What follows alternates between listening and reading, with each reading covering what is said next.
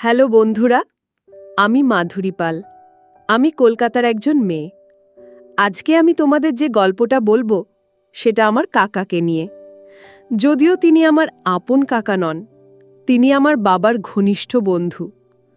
আমার জীবনটা শুরু হয়েছিল এক অন্যরকম পথে। যখন আমার বয়স খুব কম, তখনই আমার বাবা আমাদের ছেড়ে চলে যান। বাবার চলে যাওয়াটা আমাদের পরিবারে একটা বিরাট শূন্যতা তৈরি করেছিল। মা দিশেহারা হয়ে পড়েছিলেন। সেই কঠিন সময়েই মা দ্বিতীয় বিবাহে আবদ্ধ হন। আমার সৎবাবা শুভম পাল একজন চমৎকার মানুষ ছিলেন। যদিও আমি মায়ের প্রথম স্বামীর সন্তান ছিলাম, তবুও তিনি আমাকে নিজের মেয়ের মতোই ভালোবাসতেন। তার এই ভালোবাসা আমার জীবনে একটা দারুণ স্বস্তি এনেছিল। আমরা শহরে এক সাধারণ জীবনযাপন করতাম। বাবা ফেরিওয়ালা ছিলেন, সকালে বের হয়ে সারাদিন ফেরি করে রাতে বাড়ি ফিরতেন। আর মা ছিলেন গৃহিণী, সংসার সামলাতেন। এইভাবেই চলছিল আমাদের ছোট্ট সংসার। আমার বাবার একজন ঘনিষ্ঠ বন্ধু ছিলেন, যাকে আমরা কাকা বলে ডাকতাম। তার নাম শশাঙ্ক মুখার্জি। তিনি আমাদের পরিবারের একজন অবিচ্ছেদ্য অংশ হয়ে উঠেছিলেন। তিনি আমাকে নিজের মেয়ের মতোই ভালোবাসতেন এবং যখনই আমার কিছু প্রয়োজন হতো তখনই তিনি সেটা এনে দিতেন। নতুন জামা, পছন্দের খাবার, এমনকি পড়াশোনার জিনিসপত্র কাকা সবসময়ই আমার পাশে থাকতেন। তার এই উদারতা আর স্নেহ দেখে আমি মুগ্ধ হয়ে যেতাম। আমার মায়ের সাথেও তার বেশ ভালো খাতির ছিল। তারা প্রায়ই দীর্ঘক্ষণ ধরে গল্প করতেন, যেন অনেক দিনের পরিচিত বন্ধু। কাকার উপস্থিতি আমাদের বাড়িতে একটা স্বস্তির পরিবেশ তৈরি করত। কাকা ছিলেন একজন সরকারি ছোটখাটো চাকরিজীবী। প্রতিদিন অফিসের কাজ শেষ করে তিনি আমাদের বাড়িতে আসতেন। মা আর তিনি মিলে চা খেতে খেতে গল্প করতেন। তাদের গল্পের বিষয়বস্তু থাকত সমাজের নানা দিক, পুরনো দিনের স্মৃতি আর আমাদের পরিবারের সুখ দুঃখের কথা। মাঝে মধ্যে কাকা আমাকেও তার কাছে ডেকে নিতেন। নানা ধরনের প্রশ্ন করতেন, যেমন পড়াশুনো কেমন চলছে, কোন বিষয় ভালো লাগে, ভবিষ্যতে কি হতে চাও ইত্যাদি। তার প্রশ্নগুলোতে সব সময় একটা আন্তরিকতা থাকত। মনে হতো যেন তিনি সত্যিই আমার ভালো চান। আমি কখনো এসব প্রশ্ন নিয়ে গভীরভাবে ভাবিনি, কারণ তিনি আমাদের পরিবারের একজন শ্রদ্ধেয় ব্যক্তি ছিলেন। সবকিছুই ঠিকঠাক চলছিল। আমি ধীরে ধীরে বড় হচ্ছিলাম। সময়ের সাথে সাথে আমার শারীরিক আর মানসিক পরিবর্তন আসছিল। কৈশোরের দোরগোড়ায় এসে আমি নিজেকে আরও ভালোভাবে চিনতে পারছিলাম। ঠিক তখনই আমি অনুভব করতে শুরু করলাম যে কাকার দৃষ্টিতে যেন একটা সূক্ষ্ম পরিবর্তন আসছে। প্রথম দিকে আমি বিষয়টা তেমন গুরুত্ব দিইনি, ভেবেছিলাম হয়তো ভুল বুঝছি। কিন্তু সময়ের সাথে সাথে এই অনুভূতিটা আরও জোরালো হতে লাগল। তার কথা বলার ধরন, আমাকে দেখার ভঙ্গি, সব কিছুতেই যেন একটা অন্যরকম ইঙ্গিত ছিল, যা আমি তখন পুরোপুরি বুঝতে পারছিলাম না। কাকা প্রায়ই আমার সাথে গল্প করার সুযোগ খুঁজতেন। যখনই দেখতেন আমি একা আছি, তখনই তিনি আমার কাছে এসে বসতেন আর নানা বিষয়ে কথা বলতে শুরু করতেন। কখনো পড়াশোনা নিয়ে, কখনো ভবিষ্যতের পরিকল্পনা নিয়ে, আবার কখনো বা আমার পছন্দের বিষয়গুলো নিয়ে। তার কথায় এক ধরনের গভীরতা থাকত, যা আমাকে ভাবিয়ে তুলত। তিনি প্রায়ই আমাকে নিয়ে বিভিন্ন জায়গায় ঘুরতে যাওয়ার প্রস্তাব দিতেন। কখনো বলতেন, মাধুরী চলো, তোমাকে একটা ভালো বইয়ের দোকানে নিয়ে যাই। আবার কখনো বা চলো মার্কেটে যাই, তোমার কিছু পছন্দের জিনিস কিনে দেব। তার এই প্রস্তাবগুলো শুনে আমি কিছুটা অবাক হলেও বাবার বন্ধু হিসেবে তার এই আগ্রহকে স্বাভাবিক মনে করতাম। আমাকে খুশি করার জন্য কাকা বিভিন্ন ধরনের জিনিস কিনে দিতেন। নতুন জামাকাপড়, সুন্দর গয়না, পছন্দের চকলেটের প্যাকেট।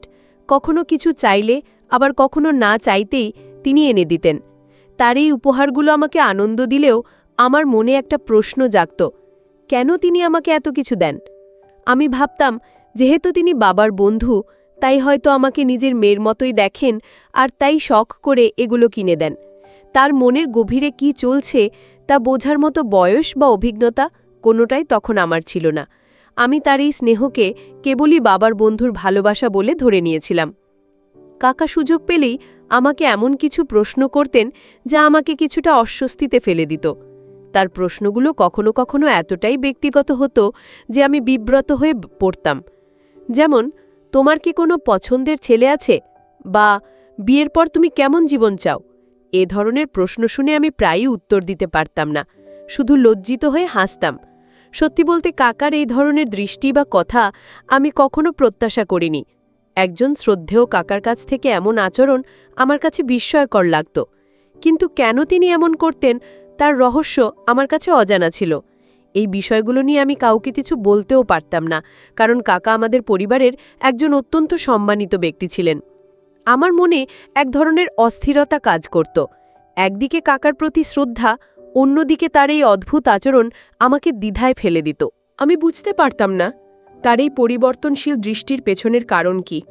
তার উদ্দেশ্য খারাপ ছিল নাকি ভালো, তা নিয়ে আমার মনে এক ধরনের সংশয় তৈরি হয়েছিল। পরিবারের কাছে এসব কথা বলাও সম্ভব ছিল না, কারণ আমি জানতাম না তারা কিভাবে বিষয়টাকে নেবেন। কাকা যে আমাদের কত আপন ছিলেন সেটা আমরা সবাই জানতাম। তাই এই রহস্য নিয়ে আমি একাই মানসিকভাবে যুদ্ধ করছিলাম, অপেক্ষা করছিলাম কখন এই রহস্যের জট খুলবে।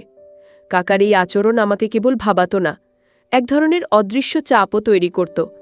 আমি নিজেকে প্রশ্ন করতাম, কেন কাকা এমন করছেন? তার উদ্দেশ্য কি? এই প্রশ্নগুলোর কোনো উত্তর আমি খুঁজে পেতাম না।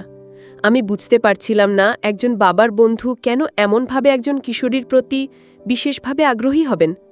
তার এই আগ্রহের পেছনে কি অন্য কোনো কারণ আছে, নাকি আমিই তাকে ভুল বুঝছি? এই দোলাচলে আমি মানসিকভাবে খুব অস্বস্তিতে ছিলাম। আমার দিনগুলো কাটছিল এক ধরনের উদ্বেগ আর সংশয়ের মধ্যে। মায়ের কাছে কিংবা সৎবাবার কাছে কিছু বলতে পারতাম না। তারা কাকার প্রতি এত শ্রদ্ধাশীল ছিলেন যে আমার এই অনুভূতিগুলো বললে তারা কিভাবে নেবেন তা নিয়ে আমি নিশ্চিত ছিলাম না। হয়তো তারা আমাকেই ভুল বুঝবেন বা ভাববেন আমি বেশি বাড়াবাড়ি করছি। তাছাড়া কাকা আমাদের পরিবারের জন্য অনেক কিছু করেছেন, বিপদের সময় সবসময় পাশে দাঁড়িয়েছেন। এমন একজন মানুষের বিরুদ্ধে কিছু বলার কথা ভাবতেই আমার অপরাধ বোধ হতো। তাই মনের সব কথা মনেই রেখে দিতাম আর একা একা এই চাপ সহ্য করতাম। একদিন কাকা আমাকে তার বন্ধুদের এক পারিবারিক অনুষ্ঠানে নিয়ে যাওয়ার প্রস্তাব দিলেন। তিনি বললেন, মাধুরী, আমার এক বন্ধুর বাড়িতে একটা ছোট গেট টুগেদার আছে, তুমি গেলে খুব খুশি হব। অনেক ভালো ভালো ছেলে মেয়ে আসবে, তোমার সময়টা ভালো কাটবে। আমি প্রথমে কিছুটা ইতস্তত করেছিলাম, কিন্তু কাকা এত জোরাজোরি করলেন যে শেষ পর্যন্ত রাজি হলাম। মা বাবাও সম্মতি দিলেন, কারণ তারা কাকার উপর সম্পূর্ণ ভরসা রাখতেন। অনুষ্ঠানে গিয়ে আমি বেশ কিছু নতুন মুখ দেখলাম। কাকা আমাকে সবার সাথে পরিচয় করিয়ে দিলেন। অনুষ্ঠানে কাকার একজন বিশেষ বন্ধুর সাথে আমার দেখা হলো। তার নাম ছিল প্রীতম। প্রীতম কাকাকে দেখে খুব শ্রদ্ধা করত। কাকা আমাকে প্রীতমের সাথে পরিচয় করিয়ে দিলেন। এই হলো মাধুরী, আমার বন্ধুর মেয়ে, খুব ভালো মেয়ে, পড়াশোনায়ও মনোযোগী। প্রীতম আমার সাথে হাসি মুখে কথা বলতে শুরু করল। সে খুবই বিনয়ী আর বুদ্ধিমান ছিল। তার কথায় কোনো রকম চাপ বা অস্বাভাবিকতা ছিল না। আমরা বেশ কিছুক্ষণ গল্প করলাম এবং আমার তাকে বেশ ভালো লাগল। তবে তখনও আমি কাকার আসল উদ্দেশ্য বুঝতে পারিনি। সেই দিনের পর থেকে কাকা প্রায়ই প্রীতমের কথা বলতেন। তিনি বলতেন, প্রীতম খুব ভালো ছেলে, ওর বাবা মা নেই কিন্তু নিজের চেষ্টায় অনেক বড় হয়েছে। ওর একটা ভালো মনের মানুষ দরকার যে ওর জীবনকে আলোকিত করতে পারবে। কাকার মুখে প্রীতমের প্রশংসা শুনে আমি অবাক হতাম। কেন কাকা হঠাৎ করে প্রীতমের কথা এত বলছেন তা আমার বোধগম্য ছিল না। এই বিষয়টা আমার মনে নতুন এক রহস্যের জন্ম দিল। কাকার এই নতুন ধরনের আলোচনা আমার মধ্যে আরও সংশয় তৈরি করল। আমি অনুভব করতে লাগলাম যে কাকা আমাকে প্রীতমের সাথে আরও বেশি করে মেশানোর চেষ্টা করছেন। কখনো বলতেন, মাধুরী, প্রীতমের সাথে তোমার পড়াশোনা নিয়ে আলোচনা করতে পারো, ও খুব বুদ্ধিমান, তোমার অনেক সাহায্য করতে পারবে। আবার কখনো বা প্রীতমকে আমাদের বাড়িতে আসতে উৎসাহিত করতেন, যাতে আমরা একে অপরের সাথে পরিচিত হতে পারি। কাকার এই ধরনের কৌশল দেখে আমি কিছুটা বিব্রত বোধ করতাম, তবে তার উদ্দেশ্য কি তা নিয়ে আমার মনে তখনও স্পষ্ট ধারণা ছিল না। মাঝে মাঝে আমার মনে হতো কাকা হয়তো আমার ভবিষ্যৎ জীবন নিয়ে কিছু ভাবছেন, কিন্তু তিনি সরাসরি কিছু বলতেন না। তার প্রতিটি কথা আর আচরণ যেন একটা নির্দিষ্ট লক্ষ্যের দিকে ইঙ্গিত করত। আমি বুঝতে পারছিলাম না এই লক্ষ্যটা কি। কাকা সবসময় আমাকে জিজ্ঞেস করতেন, তোমার কেমন ছেলে পছন্দ, তোমার জীবনে কেমন জীবনসঙ্গী চাও। এই প্রশ্নগুলো শুনে আমি আরও বেশি বিভ্রান্ত হতাম। আমার মনে হতো কাকা যেন আমাকে কোনো কিছুর জন্য প্রস্তুত করছেন, কিন্তু কিসের জন্য তা আমি জানতাম না। এভাবেই দিন কাটছিল। আমার মনের মধ্যে কাকার আচরণ নিয়ে অনেক প্রশ্ন আর সন্দেহ ঘুরপাক খাচ্ছিল। আমি আশা করছিলাম যে একদিন না একদিন এই রহস্যের জট খুলবে। আমার মনে একটা অদম্য কৌতূহল ছিল কাকার এই অদ্ভুত আচরণের পেছনের কারণ জানতে। আমি অপেক্ষা করছিলাম সেই দিনের জন্য, যেদিন সব সত্যি আমার সামনে উন্মোচিত হবে। কাকার এই আচরণগুলো আমাকে ক্রমশ এক গভীর ভাবনার জগতে ঠেলে দিচ্ছিল। আমি দিনরাত শুধু এটাই ভাবতাম, কাকা কেন এমন করছেন? তার উদ্দেশ্য যদি খারাপ না হয়, তাহলে কেন তিনি এমন সব প্রশ্ন করছেন যা আমাকে বিব্রত করছে? এই ভাবনাগুলো আমার দৈনন্দিন জীবনকেও প্রভাবিত করতে শুরু করেছিল। পড়াশোনায় মন বসাতে পারতাম না। বন্ধুদের সাথে গল্প করার সময়ও আমার মাথায় কাকার কথা ঘুরপাক খেত। আমার ভেতরের এই অস্থিরতা কাউকে বোঝাতে পারছিলাম না। মায়ের কাছে কিংবা সৎ বাবার কাছে কিছু বলতে পারতাম না। তারা কাকার প্রতি এত শ্রদ্ধাশীল ছিলেন যে আমার এই অনুভূতিগুলো বললে তারা কিভাবে নেবেন তা নিয়ে আমি নিশ্চিত ছিলাম না। হয়তো তারা আমাকেই ভুল বুঝবেন বা ভাববেন আমি বেশি বাড়াবাড়ি করছি। তাছাড়া কাকা আমাদের পরিবারের জন্য অনেক কিছু করেছেন, বিপদের সময় সবসময় পাশে দাঁড়িয়েছেন। এমন একজন মানুষের বিরুদ্ধে কিছু বলার কথা ভাবতেই আমার অপরাধ বোধ হতো। তাই মনের সব কথা মনেই রেখে দিতাম আর একা একা এই চাপ সহ্য করতাম।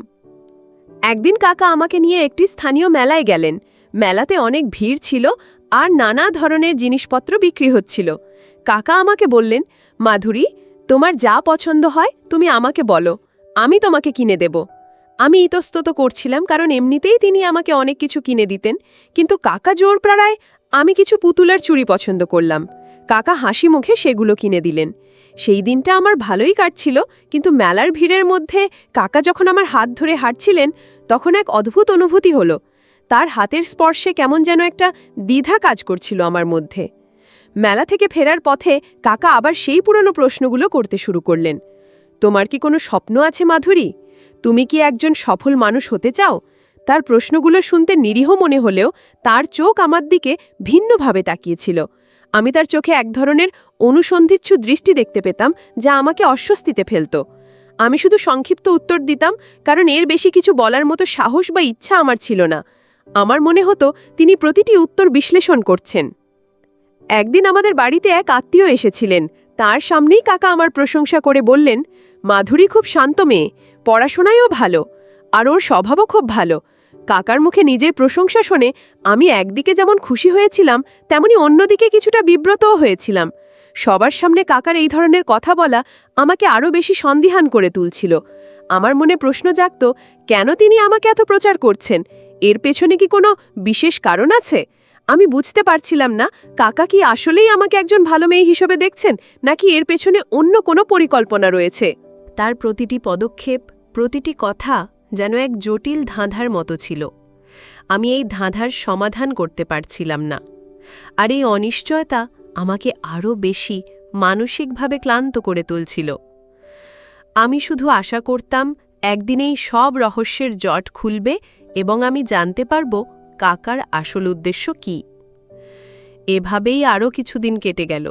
কাকার আচরণে কোনো পরিবর্তন আসছিল না। তিনি আগের মতোই আমাদের বাড়িতে আসতেন, মায়ের সাথে গল্প করতেন আর আমাকে নিয়ে নানা কথা বলতেন। তার প্রতিটি কথার দৃষ্টি আমাকে আরও বেশি ভাবতে বাধ্য করত। আমি নিজেকে বোঝানোর চেষ্টা করতাম যে তিনি হয়তো শুধুই স্নেহবশত এমন করছেন, কিন্তু আমার অবচেতন মন যেন বারবার আমাকে সতর্ক করে দিচ্ছিল। এই দ্বন্দ্ব আমাকে মানসিকভাবে খুব ক্লান্ত করে তুলেছিল। একদিন কাকা আমাকে তার এক পুরনো পারিবারিক ছবিতে দেখালেন। ছবিটি ছিল তার পরিবারের, যেখানে তার কিছু আত্মীয় স্বজনের ছবিও ছিল। তিনি এক একে সবার পরিচয় দিচ্ছিলেন। ছবি দেখাতে দেখাতে তিনি এক পর্যায়ে বললেন, মাধুরী, আমার এক বন্ধুর ছেলে আছে দীপ্তেন্দু, সেও এই ছবিতে আছে। ওর বাবা মা কেউ নেই, আমি ওর দেখাশোনা করি। ছেলেটা নিজের চেষ্টায় অনেক বড় হয়েছে, প্রতিষ্ঠিত ব্যবসায়ী। কাকার মুখে দীপ্তেন্দুর প্রশংসা শুনে আমার মনে আবারও সেই পুরনো প্রশ্নটা জাগল, কেন তিনি হঠাৎ দীপ্তেন্দুর কথা এত বলছেন? এরপর থেকে কাকা দীপ্তেন্দুর বিষয়ে আরও বেশি করে কথা বলতে শুরু করলেন। তিনি প্রায়ই বলতেন, দীপ্তেন্দু খুব ভালো ছেলে, ওর মতো ছেলে পাওয়া আজকাল খুব কঠিন, ও দেখতেও যেমন ভালো তেমনি ওর মনটাও খুব সুন্দর। কাকার এই ধরনের কথা শুনে আমি আরও বেশি অবাক হতাম। মনে হতো তিনি যেন দীপ্তেন্দুর গুণগান করার জন্য একটা সুযোগ খুঁজছেন। আমি তখনও তার আসল উদ্দেশ্য বুঝতে পারছিলাম না, কিন্তু আমার মনে একটা ধারণা জন্ম নিচ্ছিল যে এর পেছনে নিশ্চয়ই কোনো কারণ আছে। কাকা কখনো সরাসরি আমাকে দীপ্তেন্দুর সাথে পরিচয় প্রস্তাব দিতেন না, কিন্তু তার কথায় এমন একটা ইঙ্গিত থাকত যেন তিনি চাইছেন আমরা কাছাকাছি আসি। তিনি বলতেন, দীপ্তেন্দু আমার কাছে প্রায়ই আসে, ওর যখনই কোনো সমস্যা হয় আমার কাছেই আসে পরামর্শের জন্য। তার এই কথাগুলো শুনে আমার মনে হতো হয়তো কাকা চাইছেন দীপ্তেন্দু আমাদের বাড়িতে আসুক আর তার সাথে আমার দেখা হোক। এই চিন্তাটা আমার মনে একটা নতুন ধরনের উত্তেজনা আর কৌতূহল তৈরি করেছিল। আমার মনে হলো কাকা হয়তো আমার ভবিষ্যৎ জীবন নিয়ে কিছু ভাবছেন। তিনি হয়তো চান আমি এমন একজনকে জীবনসঙ্গী হিসেবে পাই যে আমাকে সুখে রাখবে। কিন্তু তিনি কেন সরাসরি এই বিষয়ে কথা বলছেন না তা আমার কাছে স্পষ্ট ছিল না। হয়তো তিনি চাইছিলেন আমি নিজেই দীপ্তেন্দুকে পছন্দ করি, এবং তার এই কৌশলের উদ্দেশ্য ছিল আমাকে দীপ্তেন্দুর প্রতি আগ্রহী করে তোলা। এই সম্ভাবনাটা আমার মনে একটা নতুন দিগন্ত খুলে দিল, যদিও আমি তখনও পুরোপুরি নিশ্চিত ছিলাম না। কাকার এই ধরনের কার্যকলাপ আমাকে ভাবিয়ে তুলেছিল। আমি তার মনের গভীরের উদ্দেশ্য জানতে উদ্গ্রীব ছিলাম। যদি সত্যিই তিনি আমার ভালো চান এবং আমার জন্য একটি ভালো জীবনসঙ্গী খুঁজতে সাহায্য করছেন, তাহলে তার এই কৌশল আমাকে অবাক করত। কারণ একজন মানুষ যদি সত্যিই কারো ভালো চায় তবে সে সাধারণত সরাসরি কথা বলে।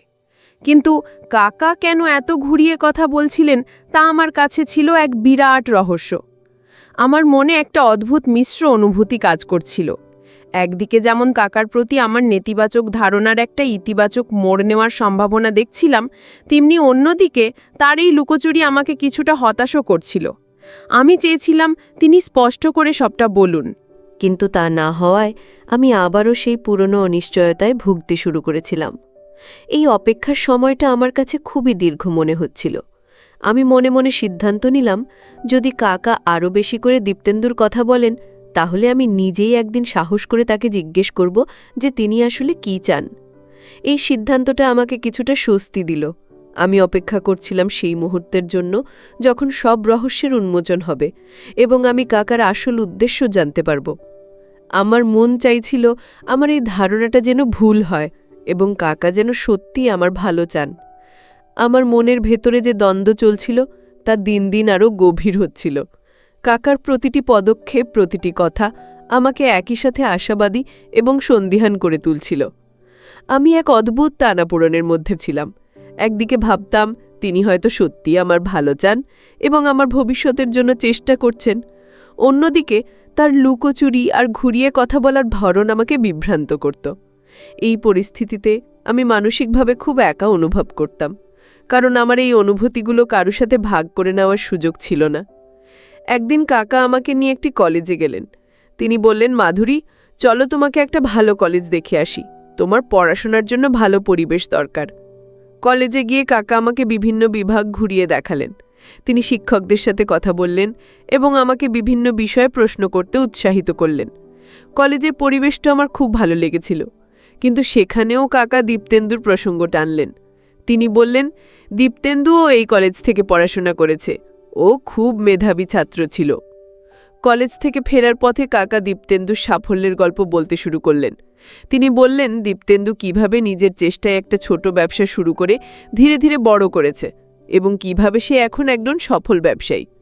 কাকার মুখে দীপ্তেন্দুর এই প্রশংসা শুনে আমার মনে হলো তিনি যেন দীপ্তেন্দুর প্রতি আমাকে আকৃষ্ট করার চেষ্টা করছেন। তার প্রতিটি কথার উদ্দেশ্য যেন এটাই ছিল যে আমি দীপ্তেন্দুকে একজন আদর্শ জীবনসঙ্গী হিসাবে ভাবতে শুরু করি। কাকা আমাকে প্রায়ই দীপ্তেন্দুর ছবি দেখাতেন। তিনি দীপ্তেন্দুর পারিবারিক ঐতিহ্য এবং তার গুণাগুলি নিয়ে কথা বলতেন। ও খুব সংস্কৃতবান ছেলে আর পরিবারের প্রতিও খুব শ্রদ্ধাশীল, কাকা বলতেন। দীপ্তেন্দুকে নিয়ে কাকার এই অতিরিক্ত আগ্রহ আমার কাছে স্পষ্ট হয়ে উঠছিল। আমি বুঝতে পারছিলাম যে তিনি চাইছেন দীপ্তেন্দুর সাথে আমার সম্পর্ক গড়ে উঠুক। কিন্তু তিনি সরাসরি কিছু বলছেন না কেন, এই প্রশ্নটা তখনও আমার মনে ঘুরপাক খাচ্ছিল। কাকা হয়তো আমাকে যাচাই করতে চাইছিলেন। তিনি হয়তো দেখছিলেন যে আমি দীপ্তেন্দুর ব্যাপারে কতটা আগ্রহী হই। আমার মনে হচ্ছিল তিনি চাইছেন আমি নিজেই দীপ্তেন্দুকে পছন্দ করি, যাতে বিয়ের সিদ্ধান্তটা আমার নিজের বলে মনে হয়। তার এই কৌশলী পদক্ষেপগুলো আমার কাছে রহস্যময় মনে হলেও আমি ধীরে ধীরে একটা সমাধানের দিকে এগোচ্ছিলাম বলে মনে হচ্ছিল। আমি দীপ্তেন্দুর ব্যাপারে আরও জানার জন্য আগ্রহী হয়ে উঠলাম। কাকার কাছ থেকে তার সম্পর্কে যতটুকু শুনেছিলাম তাতে তাকে ভালোই মনে হচ্ছিল। তবে শুধু অন্যের কথায় নির্ভর করে তো আর জীবনসঙ্গী নির্বাচন করা যায় না। আমি চাইছিলাম দীপ্তেন্দুর সাথে আমার সরাসরি কথা হোক, যাতে আমি তাকে নিজে যাচাই করতে পারি। এই আগ্রহটা আমার মনে একটা নতুন আশার সঞ্চার করেছিল। কাকার এই দৃষ্টি, যা একসময় আমার কাছে রহস্যময় এবং অস্বস্তিকর মনে হয়েছিল, তা ধীরে ধীরে পরিষ্কার হতে শুরু করল। আমি বুঝতে পারছিলাম যে তার উদ্দেশ্য হয়তো খারাপ ছিল না। তিনি হয়তো আমার জন্য ভালো কিছু চেয়েছিলেন এবং সেই কারণেই এত কৌশল অবলম্বন করছিলেন। আমার মনে হলো আমার ধারণা হয়তো ভুল ছিল এবং কাকা আসলেই আমার শুভাকাঙ্ক্ষী। অবশেষে সেই দিন এলো যেদিন কাকা সরাসরি আমার মায়ের সাথে দীপ্তেন্দুর বইয়ের প্রস্তাব নিয়ে কথা বললেন। আমি দূর থেকে তাদের কথোপকথন শুনতে পাচ্ছিলাম। কাকা মাকে বোঝাচ্ছিলেন যে দীপ্তেন্দু কতটা ভালো ছেলে এবং কিভাবে সে আমার জন্য উপযুক্ত হবে। মায়ের মুখেও আমি এক ধরনের স্বস্তি আর আনন্দের ছাপ দেখলাম। সেদিনই আমার মনের সব সংশয় দূর হয়ে গেল এবং কাকার আসল উদ্দেশ্য আমার কাছে পরিষ্কার হয়ে গেল। মায়ের সাথে কাকার কথোপকথন শুনে আমার মনের ভেতর এক অদ্ভুত শান্তি নেমে এলো।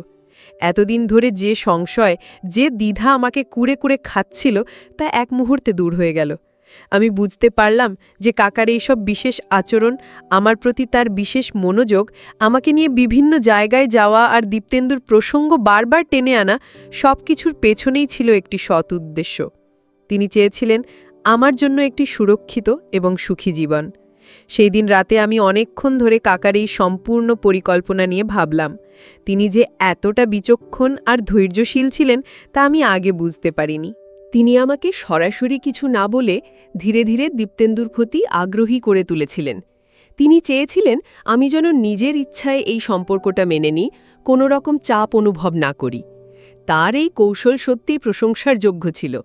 আমি নিজেকে ধিক্কার দিলাম, কেন আমি তাকে ভুল বুঝেছিলাম, কেন তার মহৎ উদ্দেশ্যকে সন্দেহ করেছিলাম। এরপর থেকে কাকার দিকে তাকানোর সময় আমার মনে কোনো অস্বস্তি ছিল না, বরং তার প্রতি আমার শ্রদ্ধা আরও বেড়ে গিয়েছিল। তিনি যে নিঃস্বার্থভাবে আমার ভালোর জন্য এত কিছু করেছিলেন তা ভেবে আমি কৃতজ্ঞ বোধ করতাম।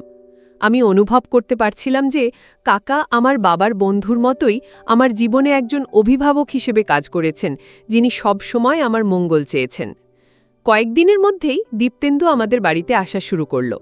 কাকা তাকে নিয়ে আসতেন এবং আমাদের দুজনকে কথা বলার সুযোগ করে দিতেন। দীপ্তেন্দু সত্যিই খুব ভালো ছেলে ছিল।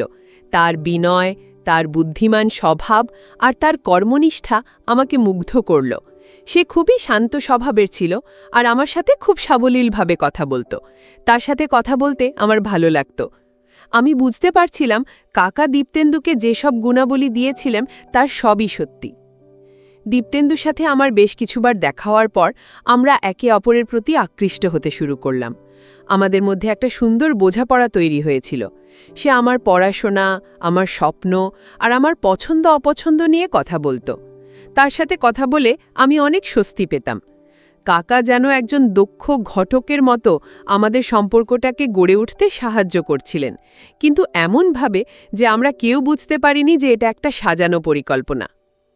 আমার মা বাবাও দীপ্তেন্দুকে খুব পছন্দ করেছিলেন। তারা দেখে খুশি হয়েছিলেন যে আমি দীপ্তেন্দুর সাথে স্বাচ্ছন্দ্য বোধ করছি।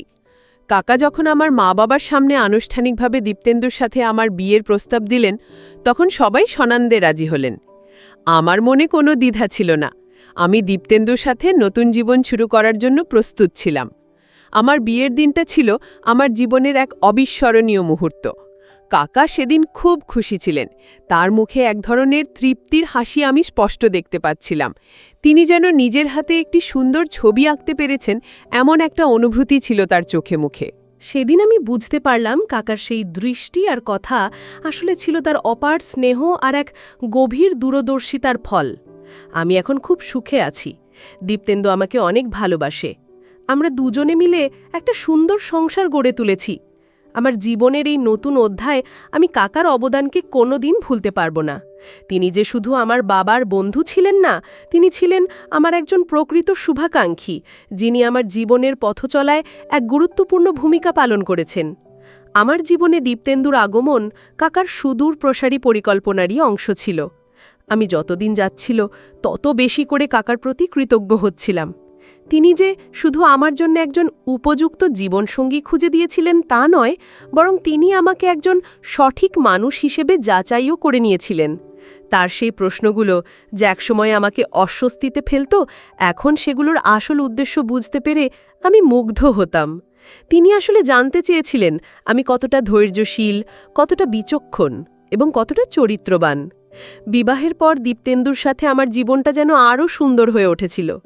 দীপ্তেন্দু ছিল ঠিক তেমনই যেমনটা কাকা তার সম্পর্কে বর্ণনা করেছিলেন।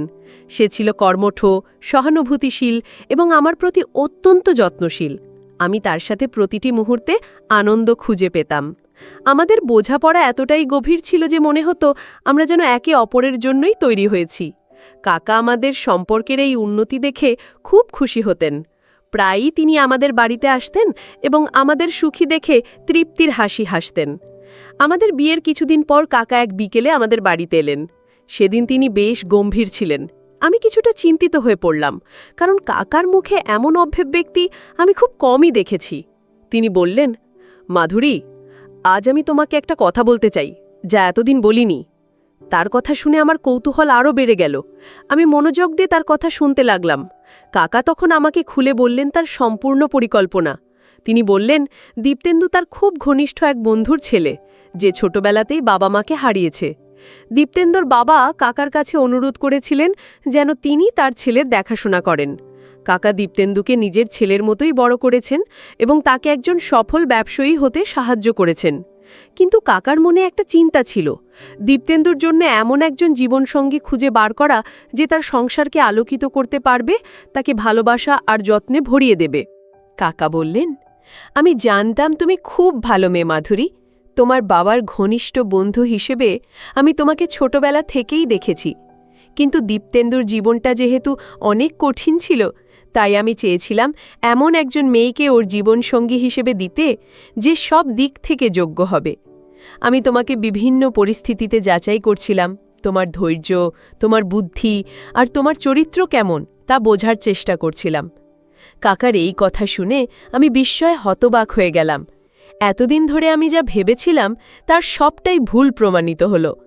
আমি বুঝতে পারলাম কাকার সেই বিশেষ দৃষ্টি বা ব্যক্তিগত প্রশ্ন আসলে আমার এই পরীক্ষা ছিল। তিনি আমার গুণাবলী যাচাই করছিলেন, যাতে তিনি নিশ্চিত হতে পারেন যে আমি দীপ্তেন্দুর জন্যে সঠিক মেয়ে কিনা। তার এই দূরদর্শিতা আর বিচক্ষণতা আমাকে সত্যিই মুগ্ধ করল। কাকা আরও বললেন, আমি চাইনি তোমরা কেউ বুঝতে পারো যে এটা একটা সাজানো পরিকল্পনা, কারণ আমি চেয়েছিলাম তোমাদের সম্পর্কটা স্বাভাবিকভাবে গড়ে উঠুক, যাতে তোমরা একে অপরের প্রতি আকৃষ্ট হও। যদি আমি সরাসরি বিয়ের প্রস্তাব দিতাম, তাহলে হয়তো তোমরা চাপে পড়তে পারতে এবং তোমাদের সম্পর্কটা এত সুন্দরভাবে শুরু হতো না। কাকার এই কথাগুলো শুনে আমার চোখের কোণে জল এসে গিয়েছিল। তার প্রতি আমার যে ভুল ধারণা ছিল, তার জন্য আমি লজ্জিত হলাম। সেই দিন কাকার প্রতি আমার শ্রদ্ধা বহুগুণ বেড়ে গেল। তিনি আমার জন্যে যা করেছেন তা কোনো সাধারণ বন্ধুর কাজ নয়, একজন প্রকৃত অভিভাবকের কাজ। তার এই নিঃস্বার্থ ভালোবাসার যত্নের জন্য আমি চিরকৃতজ্ঞ থাকব। তিনি প্রমাণ করে দিলেন যে ভালোবাসা আর যত্নের অনেক রূপ থাকতে পারে, যা বাইরে থেকে সবসময় বোঝা যায় না। কাকার কাছ থেকে সবকিছু জানার পর আমার মনটা এক অদ্ভুত অনুভূতিতে ভরে উঠেছিল। এতদিন ধরে যে মানুষটাকে নিয়ে আমি মনে মনে কত ভুল ধারণা পুষে রেখেছিলাম, আজ তার মহত্ব দেখে আমি বাকরুদ্ধ। আমি লজ্জিত হলাম আমার সেই সব সন্দেহের জন্য। কাকা যে এতটুকু নিঃস্বার্থভাবে আমার ভালো চেয়েছিলেন তা আমার কল্পনারও বাইরে ছিল। তিনি শুধু আমার বাবার বন্ধু ছিলেন না, আমার জীবনে তিনি একজন অভিভাবক, একজন পথপ্রদর্শক হিসেবে আবির্ভূত হয়েছিলেন। আমার জীবন এখন আনন্দে পরিপূর্ণ। দীপ্তেন্দু আর আমি মিলে একটা সুন্দর সংসার গড়ে তুলেছি। আমাদের দাম্পত্য জীবন ভালোবাসায় আর বোঝাপড়ায় ভরপুর। দীপ্তেন্দু আমাকে সব সময় সমর্থন করে এবং আমার প্রতিটি সিদ্ধান্তকে সম্মান জানায়। তার সাথে কাটানো প্রতিটি মুহূর্ত আমার কাছে মূল্যবান। আমি এখন বুঝতে পারি কাকার দূরদৃষ্টির কারণেই আমি এমন একজন জীবনসঙ্গী পেয়েছি যে আমাকে এতটা সুখী রাখতে পারে। কাকা এখনও আমাদের বাড়িতে প্রায়ই আসেন। এখন তার দিকে তাকালে আমার মনে আর কোনো দ্বিধা বা অস্বস্তি হয় না, বরং তার চোখে আমি দেখতে পাই এক গভীর স্নেহ আর সন্তুষ্টি। তিনি যখন আমাদের দুজনকে একসাথে সুখী দেখেন, তখন তার মুখে যে হাসি ফোটে তা অমূল্য। তিনি যেন নিজের হাতে বোনা একটি সুন্দর নকশা সম্পন্ন করেছেন, আর তার সেই তৃপ্তি দেখে আমার মন ভরে যায়। বন্ধুরা, আমার এই গল্প থেকে তোমরা একটা গুরুত্বপূর্ণ শিক্ষা নিতে পারো। আমরা অনেক সময় কোনো ঘটনার বাহ্যিক রূপ দেখে বা কারোর আচরণ দেখে ভুল সিদ্ধান্তে পৌঁছে যাই। মনের ভেতর নানা রকম নেতিবাচক ধারণা তৈরি করি, যা আসলে ভিত্তিহীন। কাকার ক্ষেত্রেও আমার ঠিক এটাই হয়েছিল। তার কিছু আচরণ আমার কাছে রহস্যময় মনে হয়েছিল, কিন্তু তার পেছনের আসল উদ্দেশ্য ছিল মহৎ। অনেক সময় ভুল বোঝাবুঝির কারণে সম্পর্কের মধ্যে জটিলতা তৈরি হয়, এমনকি বড় ধরনের সমস্যাও সৃষ্টি হতে পারে। তাই কোনো কিছু নিয়ে সিদ্ধান্ত নেওয়ার আগে আমাদের উচিত সবকিছু ভালোভাবে যাচাই করে নেওয়া। তাড়াহুড়ো করে বিচার না করে একটু ধৈর্য ধরে পরিস্থিতি পর্যবেক্ষণ করা এবং মানুষের উদ্দেশ্য বোঝার চেষ্টা করা খুব জরুরি। কাকার এই দৃষ্টি আমার জীবনকে নতুন পথে পরিচালিত করেছে এবং আমাকে শিখিয়েছে যে মানুষের ভেতরের উদ্দেশ্য সবসময় বাইরে থেকে বোঝা যায় না। আমার এই অভিজ্ঞতা আমাকে শিখিয়েছে যে পৃথিবীতে ভালো মানুষের অভাব নেই। কিছু মানুষ আছেন যারা নিঃস্বার্থভাবে অন্যের ভালো চান এবং তার জন্য পরিশ্রম করেন। কাকার মতো মানুষরা সমাজের স্তম্ভ, যারা নীরবে অন্যের জীবনে আলো জ্বালিয়ে যান। তাদের প্রতি আমাদের সম্মান জানানো উচিত এবং তাদের উদারতাকে মূল্য দেওয়া উচিত। আমি এখন খুব সুখে আছি। আমার স্বামী আমাকে অনেক ভালোবাসে আর আমি একজন চমৎকার জীবন পেয়েছি। এই সব কিছুর পেছনে কাকার অবদান অনস্বীকার্য। তার সেই দৃষ্টি হয়তো প্রথমে আমার কাছে ভুল মনে হয়েছিল, কিন্তু শেষ পর্যন্ত সেই দৃষ্টিই আমার জীবনের সবচেয়ে বড় আশীর্বাদ হয়ে এসেছে। পরিশেষে বন্ধুরা, আমি তোমাদেরকে বলবো, অনেক সময় আমরা মানুষের বাহ্যিক আচরণ দেখে ভুল ধারণা পোষণ করি এবং দ্রুত কোনো সিদ্ধান্তে পৌঁছে যাই। কিন্তু প্রতিটি কাজের পেছনে একটি গভীর উদ্দেশ্য থাকতে পারে। তাই কোনো ব্যক্তিকে বিচার করার আগে বা কোনো পরিস্থিতিতে মন্তব্য করার আগে ধৈর্য ধরে পুরো বিষয়টি ভালোভাবে বোঝা উচিত। ভুল বোঝাবুঝি অনেক সময় বড় ধরনের সমস্যা সৃষ্টি করতে পারে। তাই সব সময় ইতিবাচক দৃষ্টিভঙ্গি নিয়ে পরিস্থিতি বিশ্লেষণ করা প্রয়োজন। বন্ধুরা, গল্পটি তোমাদের ভালো লাগলে লাইক, কমেন্ট, শেয়ার এবং সাবস্ক্রাইব করে পাশে থাকবেন। এতক্ষণ ধৈর্য ধরে গল্পটি শোনার জন্য তোমাদের সবাইকে অসংখ্য ধন্যবাদ।